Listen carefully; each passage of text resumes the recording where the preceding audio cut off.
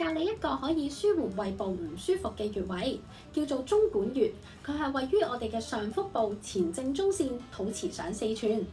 無論係胃酸倒流、氣、胃脹、胃痛，甚至係想嘔，我哋都可以按壓中脘穴嚟到去舒緩呢啲症狀。